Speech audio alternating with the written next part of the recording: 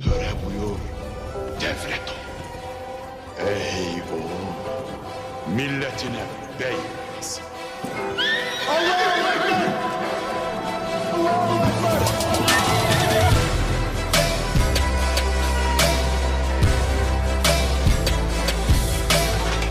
La ilahe illallah ve eşhedü enne Muhammeden abduhu ve resulü.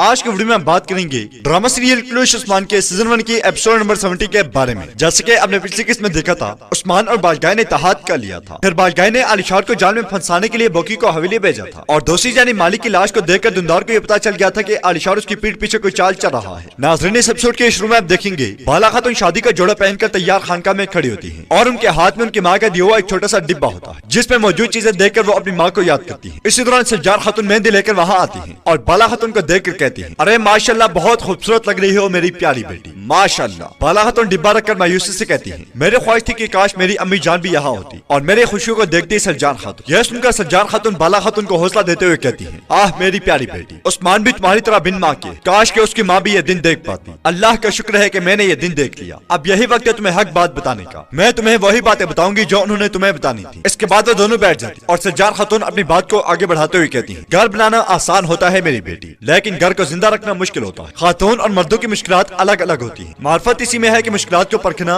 और अपने शोहर का साथी और सहारा बनना। यह बात जान लो कि अगर कोई घर मजबूत होता है तो वहाँ एक मजबूत खातून होती है। अल्लाह तुम्हें नेक औलाद से नवाजे इंशाअल्लाह, और फिर तुम्हारी जिंदगी उनकी देखभाल में गुजरे। यह सुनकर बाला खातून परेशान हो जाती है तो सज्जार खातून कहती है, अपने इस खूबसूरत चेहरे को खराब मत करो, तुम मेरे प्यारे बेटे की पसंद हो, तुम्हें मेरे उस्मान का साथी बनना है, अब से मैं तुम्हारी माँ ही हूँ। यह सुनकर बाला खातून खुश हो जाती है और सज्जार खातून का हाथ पकड़ते हुए कहती है, शुक्रिया सज्जान अम्मा, मैं अभी भी ना समझूं, जिंदगी भर मेरी रहनुमाई करती रहना ताकि जब मैं गलत हूँ तो आप मुझे ठीक कर सकें। यह सुनकर सज्जार खातून कहती है, इंशाअल्लाह मेरी बेटी इंशाअल्लाह। फिर कहती है, तुम मेहंदी के बगैर दुल्हन नहीं बन सकती। इसके बाद सज्जार खातून शादी का दुपट्टा बाला खातून के सर पर डाल देती है। फिर बाला खातून के हाथ पर मेहंदी लगाने लगती है। दूसरी जानिब कनूर बेकारी का रूप धारे हुए आलिशार की हवेली के बाहर तैयार होता है। इसी दौरान वहाँ कमांडर बोकी आता है। उसे देखकर कनूर जानबूझकर बोकी से टकराता है, लेकिन बोकी उसे धक्का मारकर पीछे धकेल देता है। कनूर कहता है, कमांडर बोकी बताए मुझे। तो कमांडर बोकी उसे सोने का एक सिक्का देते हुए कहता है, मैंने आलिशार को चारा डाल दिया है, वह दुंदार साहब के साथ उस्मान के जाल में फंस जाएगा, लेकिन यह आसान नहीं होगा। इस पर कनूर पूछता है, क्यों? तो बोकी कहता है, आलिशार जाल वाली जगह अपने साथी साथ लेकर जाएगा। यह सुनकर कनूर कहता है, यह तो एक खुली जंग है। बोकी कहता है, बदतरीन, अगर बालगाय के सिपाही नहीं आते तो हम इनके खिलाफ नहीं लड़ सकते। इस पर कनूर कहता है, इस बारे में परेशान मत हो कमांडर बोकी, अगर उस्मान साहब ने इसका हुक्म दिया है तो जरूर उनके पास कोई मंसूबा होगा। अब हवेली वापस जाओ और उन्हें अपने आप पर शक मत होने दो। यह सुनकर बोकी वहाँ से चला जाता है। बोकी के जाने के बाद कनूर कहता है, अब तुम मेरे उस्मान साहब के हाथों में हो आलिशार। यह कहकर वो फिर से बेकारी के रूप में आगे बढ़ जाता है, मगर बहादुर भी बहुत गौर से उसे देख रहा होता है। इधर शेख अदेबाली की खानकाह में निकाह के लिए सब लोग बैठे होते हैं और हाथ उठाकर कलमा शहादत पढ़ते हैं। इसके बाद दरवेश आगचा निकाह पढ़ाते हुए कहते हैं, शेख अदेबाली की बेटी बाला खातून, क्या आपको और तलगाजी के बेटे उस्मान के साथ हक महर 200 सोने के सिक्कों के एवज निकाह कबूल है? यह सुनकर बाला खातून 3 बार बाखुशी कबूल है कबूल है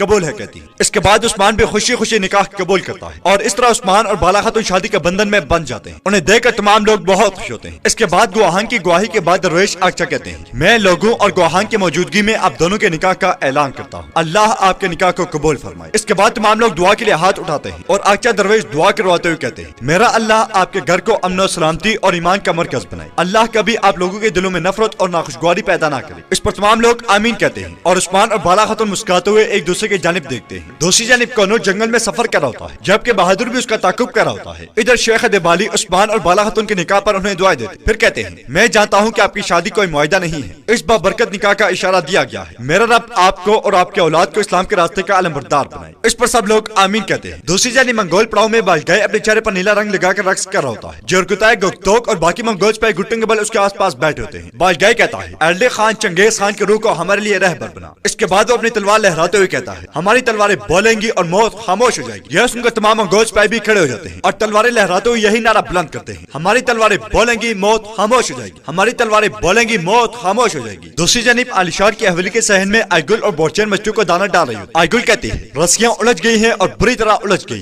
इसी दौरान वहाँ ज़ोर आती है और आइगुल अपनी बात को आगे बढ़ाते हुए कहती है मेरा रब जल्द ही हमें इससे राहत और हमारी कमर पर पड़े इस बोझ से छुटकारा दे इंशाअल्लाह। इस पर बोरचैन कहती है इंशाअल्लाह आइगुल इंशाअल्लाह। यह सुनकर जोरा बोरचैन से पूछती है तुम राहत से क्या तवक्कुआत रखती हो, तुम्हें क्या होना चाहिए? इस पर बोरचैन कहती है मुझे राहत से क्या तवक्को हो सकती है जोरा खातून, मैं हमारा पुराना निजाम चाहती हूँ। तो जोरा कहती है नहीं, मेरे ख्याल से तुम्हें कोई और चीज भी चाहिए, तुम्हारी एक और आरज़ू है, चलो उसे तुम्हारे दिल की ख्वाहिश कहते हैं और तुम समझ जाओ, लेकिन तुम्हें खुद को संभालना चाहिए। यह सुनकर आइगुल बोरचैन से पूछती है तुम्हारे दिल की क्या ख्वाहिश है, कहीं तुम्हें बहादुर भाई से प्यार तो नहीं हो गया? तो बोरचैन कहती है ऐसा कुछ नहीं है। फिर जोरा कहती है ये अच्छा है कि ऐसा नहीं है, ये ऐसी चीजें हैं जो कभी नहीं होनी चाहिए। देखो वो तुम्हारे लिए एक चट्टान की तरह है, लेकिन चट्टान हमेशा भारी और इसका एक अपना रवैया होता है मेरी बच्ची। इस पर आइगुल कहती है किसी भी चीज को अच्छाई से देखे माँ, हर चीज के बारे में बुरा नहीं सोचना चाहिए। क्या आपने नहीं देखा कि बहादुर पहले से कितना बदल चुका है? तो जोरा कहती है तुम क्या देखती हो आइगुल, इतना यकीन से मत कहो मैं कह रही हूँ, इंसान की फितरत कभी तब्दील नहीं होती, बहादुर भरोसेमंद आदमी नहीं है, तुम थोड़ा सब्र करो और देखो। यह सुनकर आइगुल जोरा को हाथ के इशारे से रोकते हुए कहती है ठीक है माँ,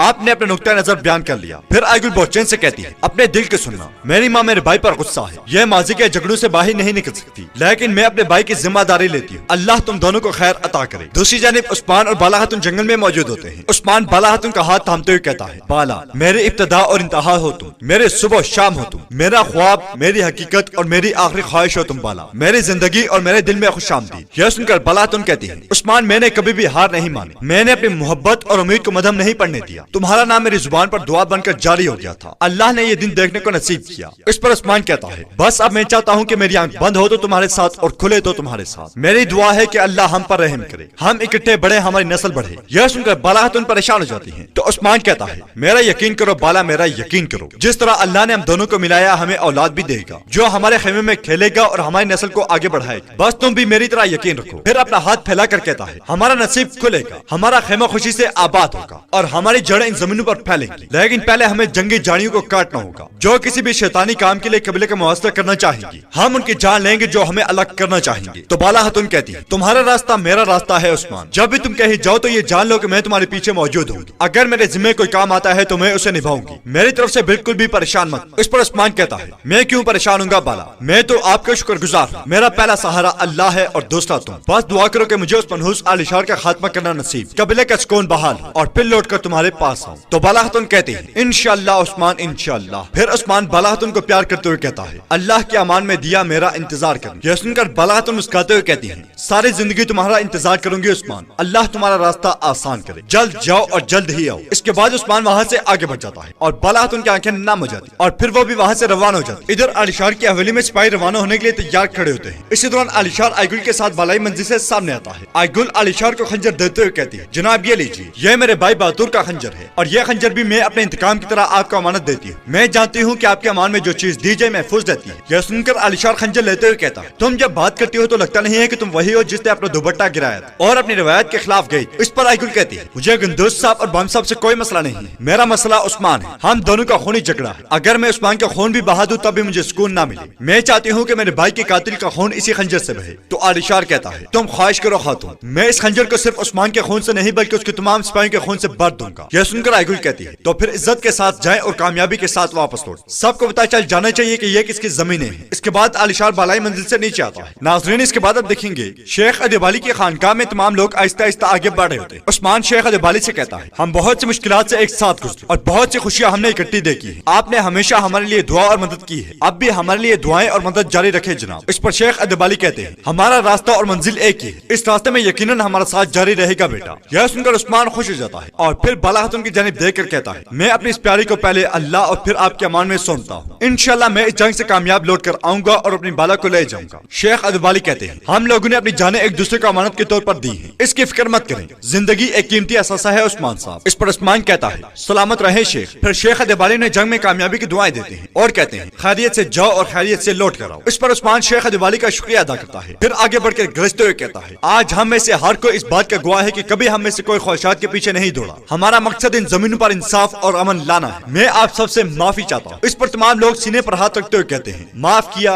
माफ किया माफ किया। इसके बाद उस्मान और उसके साथी घोड़ों पर सवार हो जाते हैं। उस्मान घोड़ा लेकर आगे آگے بڑھتا ہے اور کہتا ہے وہ غافل لوگ جو ہمارے خلاف کھڑے ہیں اور سرکشی کر رہے ہیں، آج وہ حضرت حمزہ جیسی بہادری، حضرت یاسین جیسا صبر اور حضرت عمار جیسی امنگ دیکھیں گے۔ میں قسم کھاتا ہوں کہ ہماری منزل آزادی ہے اور ڈھال شہادت ہے، ہمیشہ کے لیے انصاف اور ہمیشہ کے لیے آزادی۔ یہ کہتے ہی عثمان اپنے گھوڑے کی ٹانگیں فضا میں بلند کرتے ہوئے اللہ اکبر کا نعرہ بلند کرتا ہے اور پوری خانقاہ اللہ اکبر کے نعروں سے گونج اٹھتی ہے۔ اس کے بعد عثمان اپنے ساتھیوں کے ساتھ وہاں سے روانہ ہو جاتا ہے۔ ناظرین، اس کے بعد اگلے سین میں آپ کو دکھایا جائے گا عثمان اپنے ساتھیوں کے ساتھ جنگل میں رواں دواں ہوتا ہے، جبکہ کونور ایک مقام پر عثمان کا انتظار کر رہا ہوتا ہے۔ اسی دوران عثمان اپنے ساتھیوں کے ساتھ وہاں پہنچتا ہے اور کونور کو دیکھتے ہی وہ سب گھوڑے روک لیتے ہیں۔ عثمان بوران سے کہتا ہے بوران بادشاہ کے سامنے گفتگو کا معاملہ کھلنے مت دینا، تم یہاں سے چلے جاؤ۔ یہ سن کر بوران کہتا ہے جیسے آپ کا حکم، اور وہاں سے روانہ ہو جاتا ہے۔ اس کے بعد عثمان اور اس کے ساتھی گھوڑوں سے اتراتے ہیں اور کونور کہتا ہے میں مہم پر تھا اس لیے آپ کی شادی میں نہیں آ سکا حضور، اللہ آپ کی اولاد اور بہادری میں برکتیں عطا کرے۔ یہ سن کر عثمان کہتا ہے سلامت رہو میرے بھائی، سلامت رہو۔ پھر بم سب کہتے ہیں اس کی شہرت 400 پھیل گئی، یہاں بات صرف نکاح پر نہیں رکے گی، مجنو دل تو بس تلوار کی ضرب اور ڈھال کو توڑنے کا خواہاں رہتا ہے۔ تو گندوز مسکراتے ہوئے کہتا ہے ہم میں گمسان کی جنگ میں گھسنے لگے ہیں اور آپ کو دعوتوں کی باتیں سوچ رہے ہیں بم صاحب۔ یہ سن کر بم صاحب کہتے ہیں گندوز دعوت ہو یا جنگ دونوں کا اپنا ہی مزہ ہے۔ تو گندوز کہتا ہے بالکل جناب۔ اس کے بعد عثمان کہتا ہے پہلے ان سر پر پڑی مصیبتوں سے جان چھڑانا ہو، پھر انشاءاللہ دھوم دھام سے ولیمہ کریں گے۔ اس کے بعد عثمان کونور سے پوچھتا ہے بوکی نے کیا کیا؟ تو کونور کہتا ہے اس نے اپنی ذمہ داری پوری کی ہے۔ عثمان پوچھتا ہے کیا کہا اس نے؟ تو کونور کہتا ہے ہمارے منصوبے کے مطابق علی شار ہمارے جان میں پھنس جائے گا۔ یہ سن کر گندوز کہتا ہے اور یہ بھی صاف ہے کہ اس کے ساتھ دندار صاحب اور بہادر بھی آئیں گے۔ کونور کہتا ہے لیکن بوکی کو ایک بات کی پریشانی ہے، کہیں ان کی تعداد زیادہ نہ ہو جائے۔ تو عثمان گرجتے ہوئے کہتا ہے حق کی دعوت کا لمبردار کون ہے؟ تعداد سے کچھ نہیں ہوتا میرے بھائی، ایک دن آئے گا کہ ہم ابابیلوں کی طرح منہ میں پتھر لیے ہاتھی کو نیست و نابود کر دیں گے، ایک دن ہم حضرت داؤد کی طرح ظالموں کو تحت تیغ کر دیں گے۔ اسی دوران بادشاہ گوکتوک اور منگول سپاہی وہاں پہنچتے ہیں۔ گھوڑوں سے اترنے کے بعد بادشاہ کہتا ہے آج یہ زمین خون سے رنگی جائے گی، علی خان کی روح خوش ہو جائے گی عثمان۔ اس پر عثمان کہتا ہے ٹھیک ہے بادشاہ، تو پھر بتاؤ کہ بوکی پر تمہارا کتنا اعتماد ہے؟ یہ سن کر بادشاہ کہتا ہے وہ میرا اتنا ہی وفادار ہے جتنا ایک بیمار کتا اپنے مالک کا ہوتا ہے عثمان۔ عثمان کہتا ہے چلو پھر شروع کریں، اب غور سے میری بات سنو۔ اس کے بعد عثمان زمین پر ایک نقشہ بنانے کے لیے بیٹھ جاتا ہے۔ دوسری جانب علی شار، دندار اور بوکی نے جنگل میں ایک جگہ پڑاؤ ڈالا ہوتا ہے۔ علی شار کہتا ہے تمام تیاریاں تکمیل کے مراحل میں ہے دندار صاحب۔ اس پر دندار کہتا ہے جلد ہی بہادر بھی خوشخبری لائے گا انشاءاللہ۔ اسی دوران وہاں بہادر آتا ہے اور گھوڑے سے اترنے کے بعد کہتا ہے کونور میرے ہاتھوں سے نکل گیا۔ یہ سن کر دندار کو بہت غصہ آتا ہے اور علی شار کہتا ہے تو چلو جیسے عثمان کھیلنا چاہتا ہے ویسے ہی کھیلتے ہیں، ہم ایسے ظاہر کریں گے کہ ہم ان کے جال میں پھنس گئے لیکن وہ خود جال میں پھنس جائیں گے۔ دندار پوچھتا ہے لیکن وہ کیسے؟ علی شار کہتا ہے عثمان نے بوکی سے کہا ہے کہ وہ مجھ پر میری کمینگاہ میں حملہ کرے گا، بادشاہ اور اس کے ساتھی بھی میرے سپاہی پر گات لگائیں گے، یہ سب کچھ اس پہاڑی کے پیچھے ہوگا، میں یہاں عثمان کا انتظار کروں گا۔ تو بوکی کہتا ہے بادشاہ کو نہیں لگتا کہ میں اسے دھوکہ دوں گا، وہ لوگ خود اپنے جال میں پھنسیں گے۔ اس پر علی شار کہتا ہے گیغاتوں کے سامنے جو تمہارے نام پر دبا لگا ہے وہ بھی دل جائے گا۔ پھر علی شار خنجر نکال کر گرجتے ہوئے کہتا ہے عثمان نامی مصیبت سے جان چھڑا کر رہیں گے، اسے لگتا ہے کہ ہم اس کا شکار بنیں گے، حالانکہ وہ ہمارا شکار بنے۔ اگر بہادر کے خنجر سے عثمان کا جگر نہ نکال دیا اور اس کا سر قلم کر کے قبلے نہ بھجوایا تو میرا نام بھی علی شار نہیں۔ تو ناظرین، اس کے ساتھ ہی اس ایپیسوڈ کا اختتام ہوتا ہے۔ امید کرتے ہیں آپ کو ویڈیو پسند آئے گی۔ ویڈیو پسند آئے تو ویڈیو لائک کریں، چینل کو سبسکرائب کریں اور بیل آئیکن پر لازمی کلک کریں۔ ملتے ہیں انشاءاللہ نیکسٹ میں۔ اللہ نگہبان۔